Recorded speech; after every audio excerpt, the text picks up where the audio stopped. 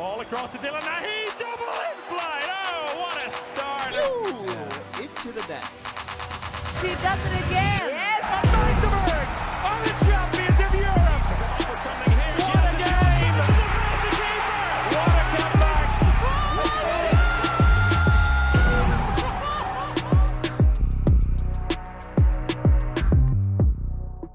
And it is time to talk handball again with Martin Vilstrup and not Victor Thomas, but a Victor Thomas replacement.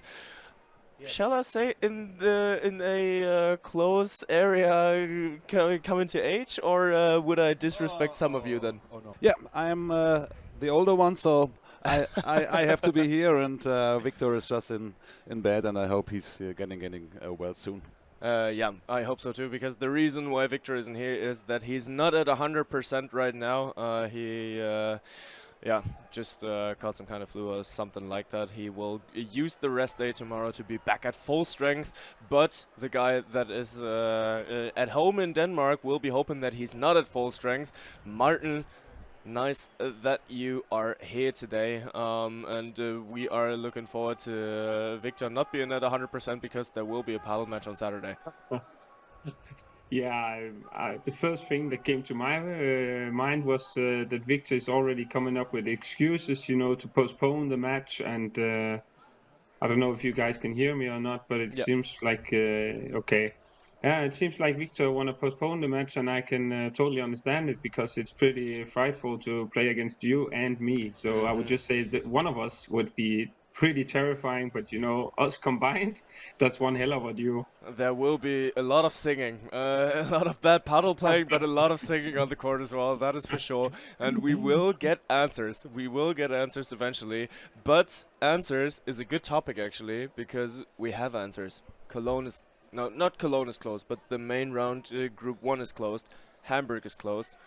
Munich, Mannheim, Berlin, and Düsseldorf are closed anyways. Düsseldorf, all right, yeah. Yeah, we have 4 semi-finalists, actually, and those listen to the names Denmark, France, Sweden, and Germany, and I couldn't be more stoked for Friday to come. Yeah, it's a total great day. I'm looking totally forward for it, and I'm so excited to be here with you and watching the semifinals, because it will be the best day in this year at first, and the best day is on Sunday. Yeah, so it will be the first highlight, that is for sure. Before we kick it off with our deeper talks about what happened in the main round and about some predictions, Martin, how have you been following the game today, or the games? Actually, today I was quite interesting in the Austria-Iceland game, and also in the France-Hungary, because as I also mentioned yesterday on the watch-along, Germany they were not relying on those results, but the results made in the end sure that Germany could in some way rest some players and be ready, as France, Sweden, and Denmark did also. And I would say Germany-Croatia game was a little bit special, because Germany was already qualified for the semifinal, and if Croatia lost, they would also have an Olympic qualification in their hands, and that's a pretty tricky situation to be in, knowing that you can lose a game and then have the Olympic qualification. But yeah, I would say in the name of the sport, they went out and won the game. So, but I've been following today, but not as tensively as the other days, because I would say the last one here with Germany was, to be fair, not the most exciting one, because it was given that Germany and Denmark will play against each other, and France and Sweden.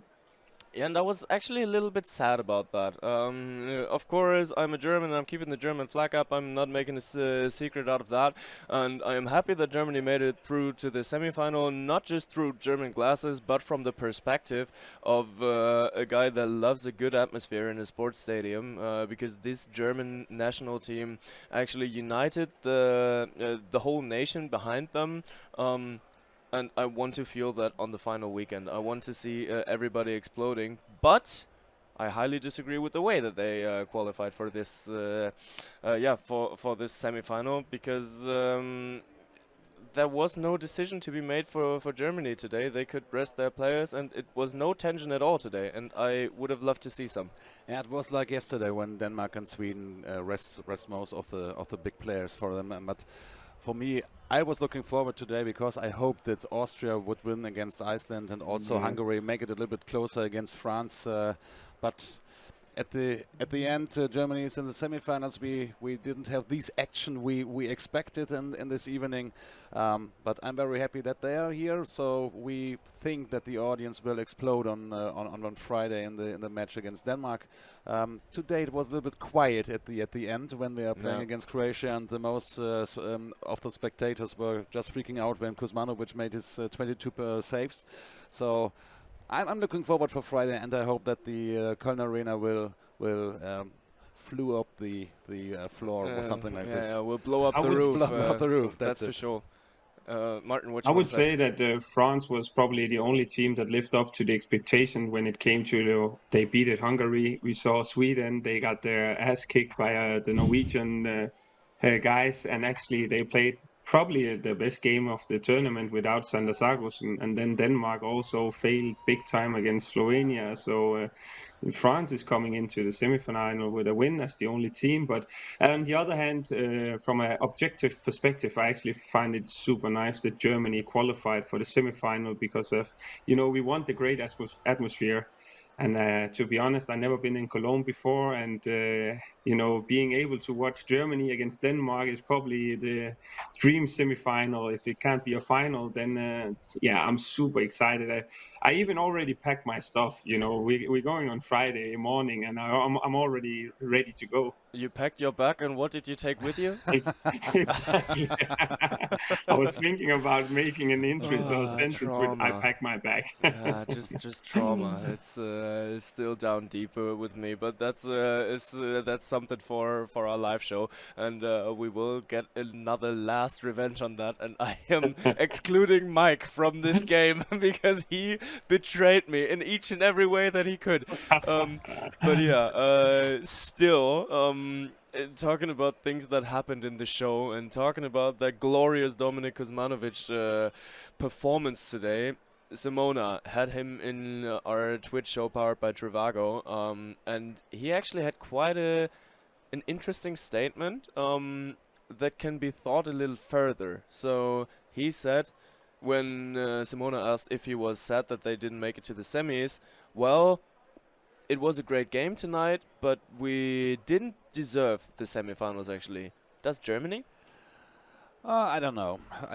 And at first, congratulations for Kuzmanovic for this really perfect game. I've never seen a goalkeeper in such a tournament who got 22 saves. I don't know. Perhaps Niklas Landin, but not in this behavior. It's 1/4 of all the saves that Croatia had in the entire tournament. I think they have 88 now, and then coming up. I've never seen 22 saves before in a game. Yeah. I cannot come up with one like to 22. It's unbelievable. Really unbelievable. Okay, he made a great game, but also the shots which were taken by the German players were not the best. I guess some were really easy for the keeper to read. But yeah, head away for this performance. Absolutely. Still, they are out of the tournament, and so are all the other teams that didn't make it to the, at least not to the battle for the fifth or the semifinals. Let's just have a look at the honorable mentions of this men's EHF Euro 2024 for making it to the main round, starting off with Group 1, seeing Croatia, Iceland, and very sadly, Austria eliminated. I would have loved to see that fairy tale story going a little on. And in Group 2, we are saying goodbye to Netherlands, Norway, and Portugal. If it was for me, if you ask me who I would have loved to see in the battle for the fifth, it would have definitely been Portugal against Austria, because I loved how they played, how they presented themselves. But to be fair, they lost it on the last match day. They didn't manage to win the games that would have been possible to win for both of them. Yeah, sure. But I guess it's a little bit different. For Austria, Yeah, they were totally tired. They played the whole games, in my feeling, just only with Bilic, Hutecek, Frimmel and Wagner. That's So not on just the your feeling. yeah, it's, and on the right side, you there's something wrong. They are really good player, but not on this level here for the tournament. And I think Portugal plays a really nice handball. yeah. I like watching them because they're playing fast. They are playing a real modern handball. Austria, it's not the really modern handball.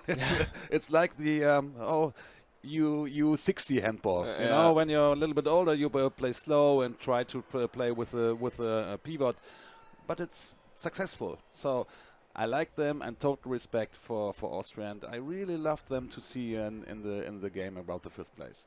Yeah, but they didn't manage to, unfortunately, because they just ran out of energy. One has to put it like that.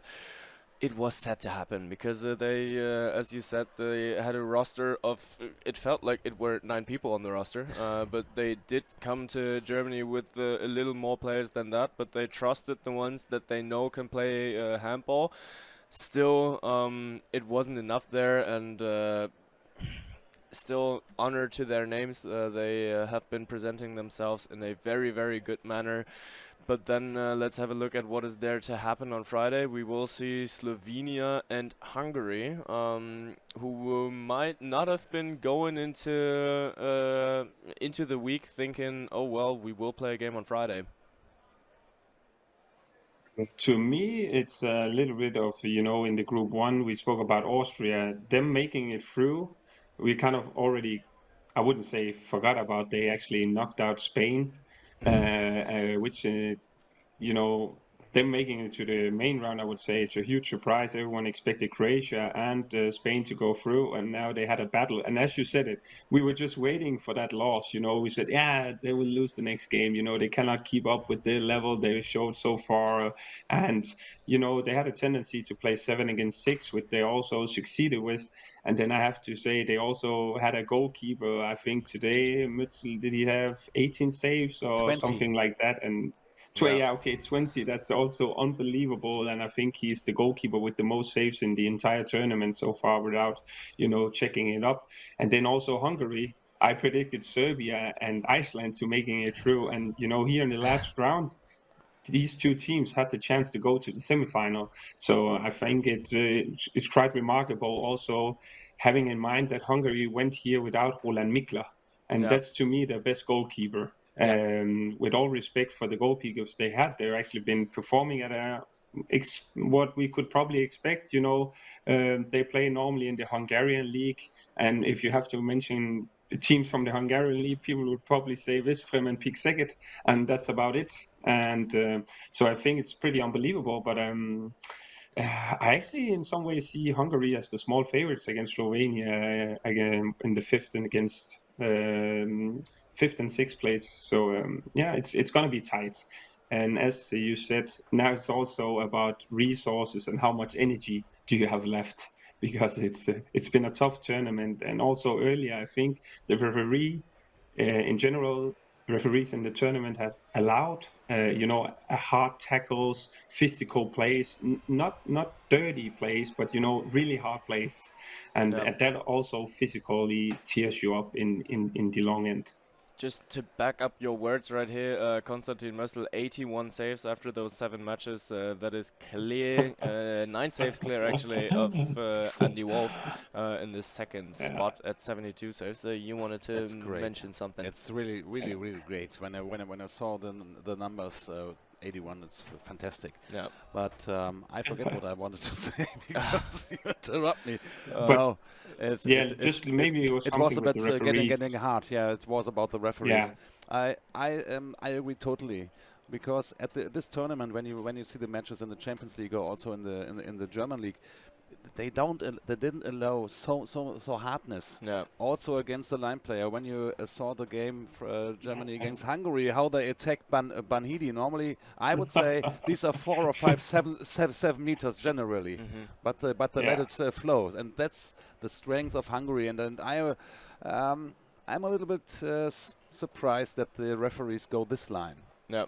But I'm very excited also for the match Hungary against Slovenia, because I guess Hungary has more power at all. They changed a lot of in the lines, and normally in every game they have 30 minutes perhaps, or a little bit more. But Fossekash for me was today Maybe that's also a different talk. But for me, what's really difficult about the line players, as you said, how much they allow, to tackle the line players, and then sometimes I look at the wing players, and you cannot even touch them without, having a 7 meters. And I was just trying, okay, let's change that and say, okay, the winger goes into the line, and then you would do the same. And maybe that's a different topic about rules in general, but the way that you can treat a line player compared to that you're not even allowed to just stand there and touch the winger. It could be up for a discussion, I would say, in general. But I agree with you. The referees are taking their line, and we are taking our line towards Friday, but not the 5th place match, but to the semifinals. We already knew yesterday that the first one would be France against Sweden, or is it? Yeah, it should be the first one, and Germany plays the second one, and the second one would be for Germany against Denmark. In the second one, I do see a clear favorite in Denmark, but actually in the first one, France against Sweden, I'm not even too sure where the favorite role lies. No, they're really, really close, and we heard it in an interview. The last three games were 2-1, 2 win for Sweden and 1 for France, and they want to draw it. Nedim Remili it was Remili after all the statistics ready after the match, and I agree with him. It's these are matches between the first 3 teams, and for me the world best teams at the moment are Denmark, Sweden, and also France. And there is how is your performance at the day? And I guess for Sweden it's very important with how the goalkeepers are. And the defense is great with Dari in the middle and the behind, and also on the left and the right side. They are the great defense players. Some really clever host of the show, I don't remember who it was, knows exactly when Max Dari gets 2 minutes suspensions and when not, but I don't recall it entirely. But I guess France has the best offense players here in the tournament. So it will be a close game, but I don't know. I won't get. I was wrong the whole tournament in every match. It's an unpredictable tournament. It is. That is for sure. That is for sure. But talking about Sweden, let's keep it at Sweden. The reigning European champions. One almost tends to forget that, since Denmark feels to have won everything that has been there to win throughout the last years. But it actually only has been World Cups. It has not been Euros. The last time that Denmark won a men's EHF Euro was in 2012, actually, and that is 12 years ago now. But Sweden, they are still hot. They are able to take away things from Denmark. That's what they have shown in the group stage match with that very, very wild ending. Who is it for you, Martin, that stands out for the Swedish squad? I would say when it comes to the big matches, I always keep an extra eye on Palika, because he has some tendency to show up whenever the big games are coming. And I even saw an interview with Yannick Green from Paris Saint-Germain, where he said, "Do you think Palika is the type of guy that kind of gets a little bit of motivation, extra motivation when it comes to the big games?" And he kind of said, I actually think that Palika is the kind of type. So I would obviously look at him also, because goalkeepers is crucial. And to be fair, what I think is the biggest weakness of the French team is the goalkeepers, although I think they have 3 goalkeepers at the pretty same level. And when I look at the teams that they're playing for, we say 2 times Montpellier and 1 times they have Kiel. So with all due respect, it's still great goalkeepers. But the top level, I would say Sweden have an advantage there. Then in general, I think Felix Klar has been unbelievable in Magdeburg this season. And it's going to be interesting to see, because when it comes down to these semifinals, it's also a match. a matter of matchups. How does the French playing style fit the Swedish playing style, and the same with the Germany against Denmark. And I actually think France has been pretty convincing throughout the tournament. They only had the draw against Switzerland. Otherwise, I think they've been, doing what we could expect from France, pretty safe, cruising through the tournament, and now they are in another semi-final with a lot of experienced players. And we have even seen Karabatic playing a lot of minutes actually, and doing it not bad, I would say. Yeah, that is true. But when we are at France, then, and you mentioned the goalkeepers, what are we doing with them? So in today's matchup, where France beat down Hungary, and that rather comfortably as well, one has to say, they were always in the lead. It was never close for France to lose that game, even though it was just ending up at a 3-goal victory for France. But they were secure in what they were doing. But what was interesting to see is how they would regard that goalkeeper position, because Samuel Bellassène was given his day off. And to say the least, Bolsinger and Disbonnet, they didn't have their best day. Yes, but I've heard the same discussion every tournament in the last years. Everybody said, okay, they have a great team, they are so huge, and but the problem is are the goalkeepers. And they won Olympic games the last time they were in the final. And I don't know what they do in these matches, but I agree totally with Martin.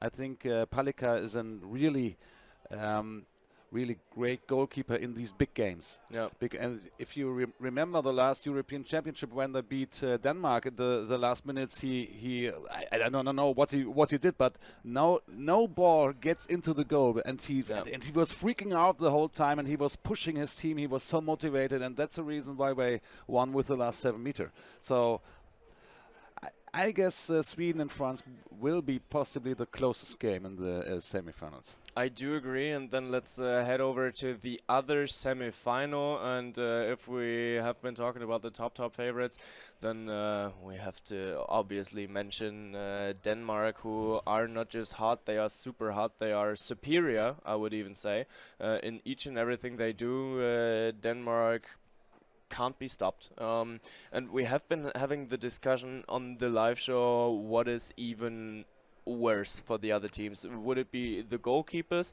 who are top notch? They collected the most saves as a goalie duo up to this day.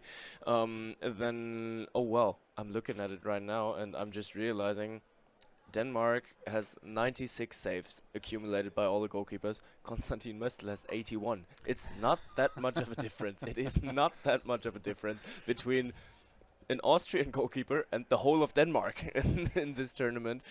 Yeah, but whether it was the goalkeepers, it was their backcourt, what is really terrifying, or the depth of the squad, because they can bring in each and everybody, and the game won't get worse. Yeah, they have such a quality in their team that's horrible for every other team. Yeah. So not only the goalkeepers, and I think they get so many saves because the defense worked so great.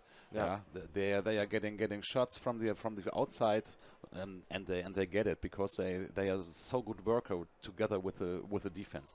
And I'm a total fan from Matthias Gitzel and Pitlick. I don't know where they grew up the whole time in Denmark. They are going like grass out of They've got some talent trees, and they can just go ahead and harvest them. That's it. Every tournament there's one young player who's coming up in Denmark, and this is my favorite team. And I remember one year ago there was a friendly game in Germany, and Denmark came with a second 7, and they beat them up with 12. So. Yeah. I'm normally really optimist for Germany, but in this case, Denmark is the highest favorite in this match.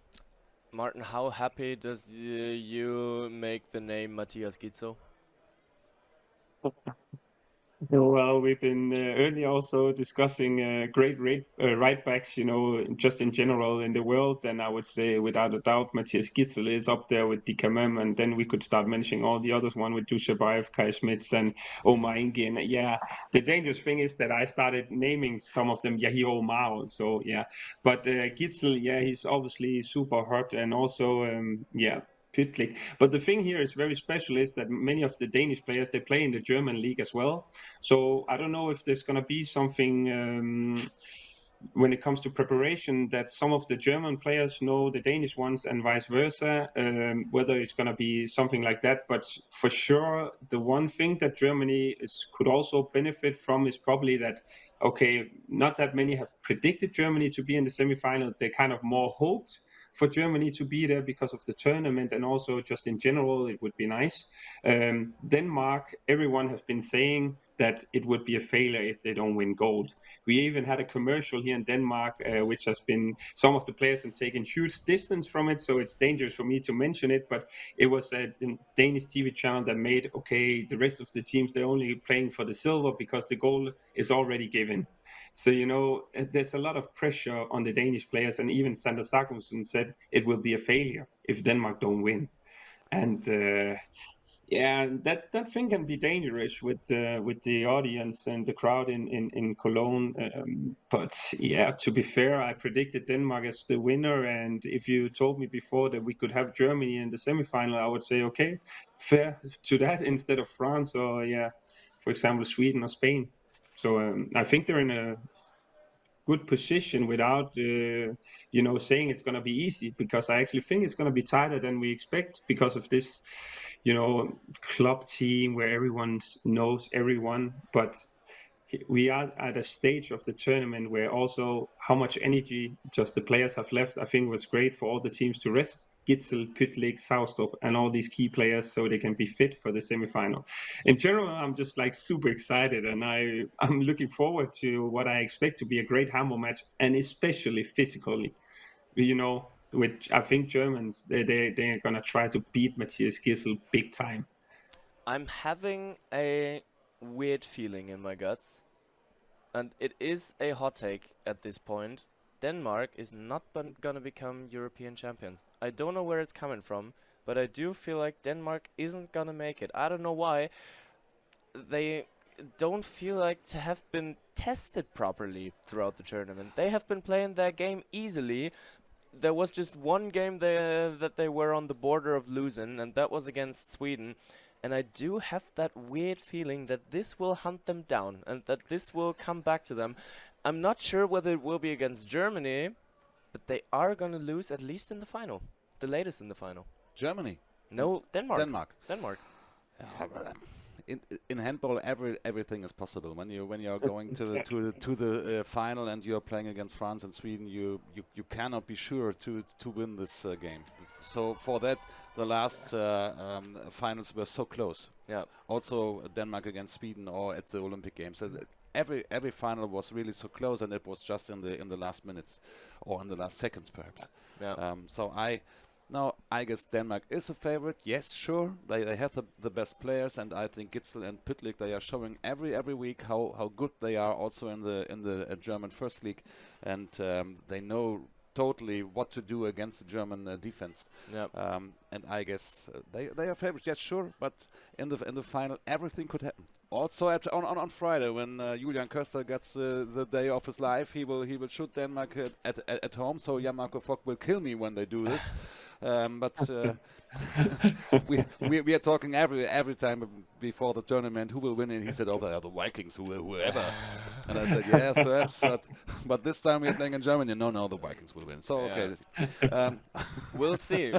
I understand. Yeah. Go ahead. I just understand where it's coming from, that we have a little bit of doubts about Denmark because they lost against Slovenia. But I also want to say that, they won what should have probably have been a draw against Sweden, but they also won with 10 goals against Portugal. I would say that's pretty convincing, and with 12 goals against the Netherlands. And they also beat Norway pretty comfortable. And, Norway beat Sweden yesterday with 10 goals, and Portugal have been, putting up a fight against other teams. So I think they've been tested a little bit, although that Sweden game was probably the one that, of course, was the toughest one. But let's see on Friday. It's gonna be exciting. I'm super much looking forward to it. I have this feeling like I want to go there now and watch the game. We can kick it off now, and I would be super super ready for it. I'm actually a little bit unhappy with your comparisons there because you have been talking about them beating Norway. What of a tournament has Norway been playing? That's a complete bust tournament. So Yeah. they have been a disappointment, like they have been throughout the last tournaments as well.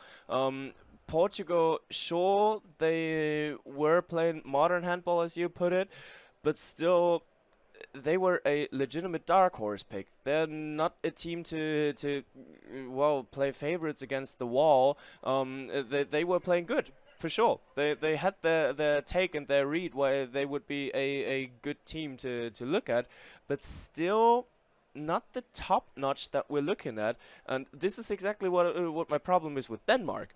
They haven't been forced to put on their best show. They will put on their best show, but I am doubting that it will be an easy run for Denmark, and as if just the way that the Danish media is putting it, it has to be one. Yeah.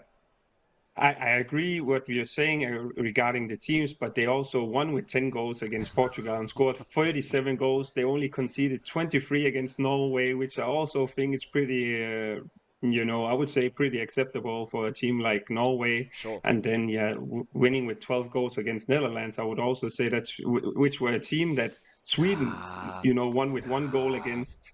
And, it's been a tournament. I see your point. Okay, I see your point, but we are in a semi-final. Mike, Sure. you probably have something saying here. And it looked so easily how Denmark played against Netherlands, and after the first half, it was really close, and then you had the feeling that they put a gear up. So Sure. they make 10 goals more. Against Norway, the same. Always when they needed a goal, they make it. Yeah, especially that Netherlands game where they were leading by 1 until the 43rd minute or something like that, and then they ended up winning by 10. So yeah, they always have something in their tank, and we will have to see what the last semi-finalist has in their tank. Talking about weird tournaments, we gotta talk about that German team. I actually counted 2 good games in this tournament from the German side. It was the opening match against Switzerland, where everybody was like, "Oh wow, that is the best defensive action that we have ever seen from a German national Then team." you have seen another game. Yeah, well, it was mostly for Andy Wolf. That is for sure. But still, that opening match opened up the hopes for Germany. Then throughout the tournament there were some weird games that they played, and against Hungary, in Germany we like to say the knot exploded. Der Knoten ist geplatzt. And you felt like this was the first proper German handball game, and it's the best German handball game that we've seen in the last 5 years. And then we see the game against Croatia, and everything they did is forgotten. Yeah, but there's a rule in handball. You don't have to play pretty. You have to win the game. So, and this is typical German. They never played the best handball, but normally often they will win. And I don't agree with you when you talked about the first match, because it was Andy Wolf who had, I guess, 60%. Save balls, something like this, and there were so many chances, really from 6 meters, and Andy Wolf get everything. The first 3 throws from Lenny Rubin over the left back were just up left, up right, so it was easy. You can't throw from 10 meters against Andy Wolf left, up, right, up. He will catch them. So that's typical. And Switzerland had a really bad game against Germany. What they could do, you saw it against France in the second game, and Germany, I don't know what to say against France. They didn't play bad, so they had a good match. It was close also, and they lost in the last minute. So that could happen. But against Iceland, so many technical faults today. Very very much technical faults and missed throws. I'm not so optimistic on the game on Friday, because there is no constance in their performance. No consistency. That's it. They are playing this and this. True, but Mihai in the chat, no, it's Berlin calling in the chat, actually bringing up another German saying, a good horse only jumps as high as it has to. So Germany maybe doesn't put much more effort into the games than they need to. But I would say, guys, we wanted to keep it short, but we are at 35 minutes already. Martin, any closing words on Germany? Yeah, well, they can play with the shoulders low and just, enjoy the atmosphere. And I think the atmosphere will also give them an extra boost. And in general, this round with Germany, Sweden, and Denmark, I don't think we should overanalyze too much about it. That they rested some players, they, prioritized, giving some other players playing time, and then I think it will be a very physical match on Friday, and it's going to be interesting to see if the referees can control it and if the players can find, the right intensity also. But yeah, it's just going to be one hell of a drama, and I think the crowd is going to go crazy. And yeah, I'm looking forward to it. And as Mihai said in the chat, what are we going to do tomorrow? All our lives has been scheduled the last 14 days, with handball. So what to do tomorrow is probably clear our heads and then just look forward to one hell of a semifinal, not only with Denmark, but also Sweden, France. It's going to be unbelievable, Yeah, I'm super excited. I've got a suggestion, because I do feel like many of us forgot that feeling. Just go outside and touch some grass. It has been a while since we have seen the sunlight. I mean, you can see it in my face. It's pale as hell, but basically it's on one hand side because it's winter, and on the other side because those two lamps are really doing me no good in my tan. But still, we are looking forward to a great final weekend. An advantage for Denmark could also be that they have one day more off. Yeah. And they just rest the most important players with Zaugstrup, Pytlik and Gitzel. Yeah. So I guess they are full of strength on Friday. And today it was also for the mind for Germany was a hard game. Yeah. Because they were one lead in the halftime, and afterward they were really disappointed because the game totally get out of their hands. And I hope Germany will win, so I can celebrate a little bit and dancing here all around the Köln arena. But also, I guess Lauge Martin has been struggling.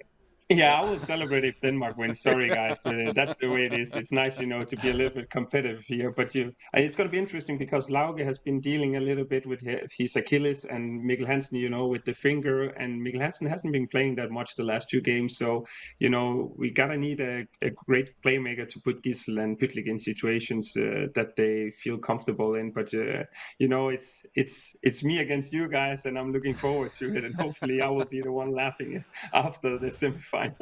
Well, the odds are on your side, but the answers are on the court, and the answers will come this Friday, and that's where I would say we will cut it here. So thank you everyone for tuning in yet again on one hand side for our live podcast, this been We Talk Handball, but on the other hand for our Twitch show powered by Trivago as well. It has been a blast. There are 3 days, there are six games. 5 games.